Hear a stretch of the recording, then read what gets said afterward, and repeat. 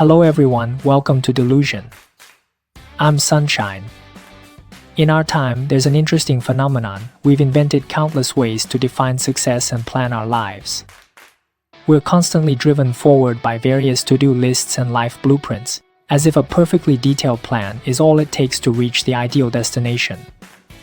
But have you ever had a moment when you realize that no matter how flawless your plan is, there's always something invisible, like an insurmountable wall or perhaps an ineradicable scent, that firmly defines your position and limits your possibilities? It reminds you that there are some boundaries that seem impossible to cross from the moment you're born. Today we're going to talk about a film that captures these invisible boundaries to perfection. Through an absurd yet incredibly realistic story, it delves into themes of planning and destiny, dignity and survival. This is none other than Bong Joon-ho's Parasite.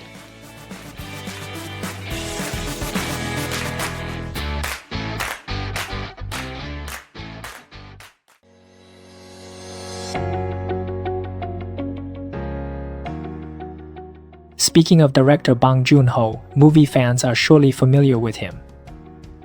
He's a master of genre films. His previous works, Memories of Murder and Snowpiercer, perfectly encapsulate social issues within the framework of highly entertaining commercial films. These are films that not only enthrall you while watching but also linger in your mind afterwards. Parasite pushed his talent to new heights, winning the Palme d'Or at Cannes and the Academy Award for Best Picture, making history. The film's lead actor is Kang-ho, a household name and national treasure in South Korea. Here's an interesting detail about the production. The pivotal mansion in the movie isn't a real location, but rather a complete set built brick by the crew to perfectly align with the film's themes. This house itself is full of metaphors. Its stairs, basement, every space tells a story about class. In fact, the house could be called another lead character in the movie. The main characters of the story are the Kim family, living in a semi-basement apartment. All four members are unemployed, scraping by on pizza box folding to make ends meet. They live so poorly that they have to borrow Wi-Fi from their neighbors. Their turning point arrives when a rock, symbolizing good fortune, is gifted to them. Soon after, the eldest son, Ki-woo, forges a diploma to become the English tutor for the daughter of the wealthy Park family. Ki-woo discovers that the Parks are unusually innocent and naive, and he starts to hatch a bold plan. First, he orchestrates a way for his sister Ki-jong, under the alias Jessica, to become an art therapy teacher for the Park's younger son. Then, the siblings cleverly collaborate to oust the original driver and housekeeper of the Parks, successfully bringing their father, Ki-taek, and mother, Chang-suk, into the luxurious home as employees. Thus, the Kim family insinuates themselves into the Park household like parasites, silently enjoying the sunshine and wealth that doesn't belong to them. Thinking their plan is perfect and seamless, they celebrate freely in the mansion while the Parks are away camping, acting as though they are the true owners of the house. But then, on a thunderstorm-filled night, the doorbell rings unexpectedly. Standing at the door is the former housekeeper they had displaced, who returns with a shocking secret. This secret serves as the key to unlocking the mansion's true hell, dragging everyone into an irreversible abyss of despair. The most suffocating and painful aspect of this film may be its portrayal of the invisible line between classes. Director Bong Joon-ho uses a clever metaphor to represent this line, smell. In the film, Mr. Park and his family repeatedly mention the distinctive odor of the Kim family, a smell that subway commuters might have, a damp and moldy smell from their semi-basement dwelling. No matter how much they use the expensive soaps of the wealthy or how well they dress, they cannot mask it. The smell acts like an invisible tag, constantly reminding both the Kims and the Parks of the divide between them, declaring, "You don't belong here." One particular scene left a deep impression on me. Mr. Park and his wife are casually chatting on the living room sofa, believing the Kims are asleep. They openly discuss the odor coming from Ki-taek, saying it has a tendency to cross the line. Meanwhile, Ki-taek and his two children are hiding beneath the coffee table right in front of the sofa, overhearing everything clearly. At that moment, you can almost hear the sound of dignity being shattered, even through the screen. This metaphor is brutally honest. It reveals that the gap between classes isn't only determined by external factors like wealth or social standing. Often, it goes deeper, down to habits, mindset, and the environment you were born into. In a way, this smell in real life could be what we commonly refer to as differences in social circles. Have you ever felt out of place in a certain setting or among certain people? Not because you weren't good enough, but because an invisible barrier seemed to stand between you. Your jokes might not land with them, and their values may be worlds apart from yours. That feeling, the recognition of differences, is akin to sensing the smell that sets you apart.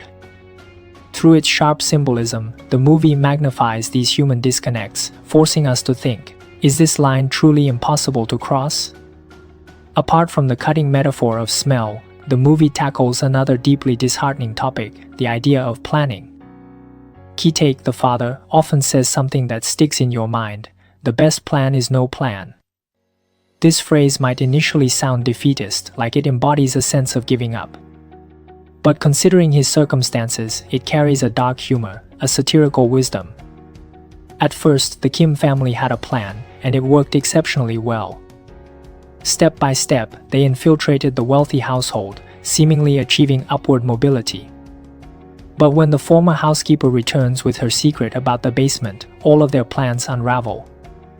A sudden downpour further crushes them, forcing them to confront their reality. While the wealthy Park's children find the rain refreshing, washing away the pollution for a perfect outing, the poor Kims have their semi-basement flooded with sewage, soaking all their belongings in filth. This same rain brings contrasting fortunes depending on the class you belong to. Another major symbol in the film is the scholar's stone. At first, Ki-woo's friend gives him the stone, claiming it will bring wealth.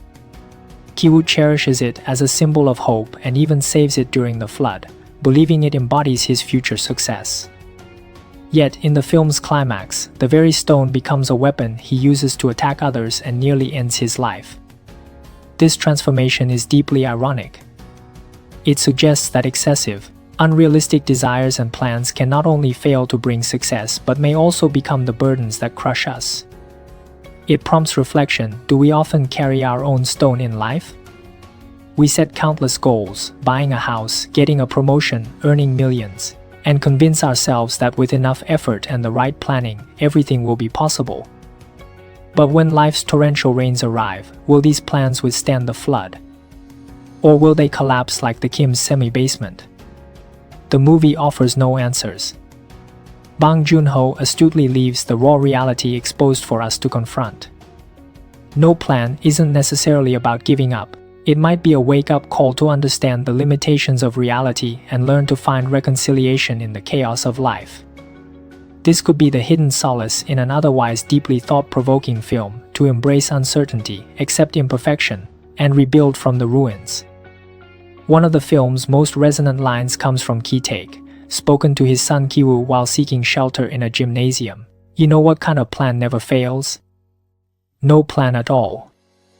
Life never goes according to plan, so people don't need to make one. What makes this line iconic is how it encapsulates a profound paradox of life in the simplest language.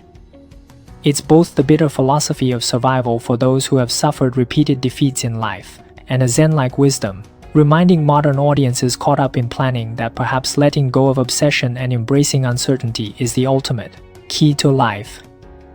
It urges us to consider: are we truly in control of our lives, or are we slaves to the plans we've made? Reflecting on the entire film, we've talked about the indelible smell of class differences and explored the disillusionment around planning. Starting as a dark comedy and ending as a bloody tragedy, Parasite acts like a social fable. It avoids making blanket accusations. It doesn't simplistically paint the rich as villains or the poor as heroes. Instead, it soberly reveals that when upward mobility is blocked and empathy between individuals is lost, tragedy becomes inevitable. The film concludes with Ki-woo fantasizing about earning enough money to buy the mansion and rescue his father trapped in the basement. This ending holds hope, but we all know it's just a dream. Like the scholar's stone that ends up harming him, this dream is beautiful but heavy. It leaves us grappling with a difficult question: if our efforts might ultimately lead us to unattainable dreams, Should we abandon the pursuit or continue forward with a clear-eyed sense of despair? What are your unique memories and insights about Parasite? Feel free to share your thoughts in the comments. If you enjoyed this episode, don't forget to subscribe to our channel to catch every engaging discussion. Alright, that's all for this episode. I wish you a good morning, afternoon, or evening wherever you are. This is Delusion, and we'll see you in the next episode.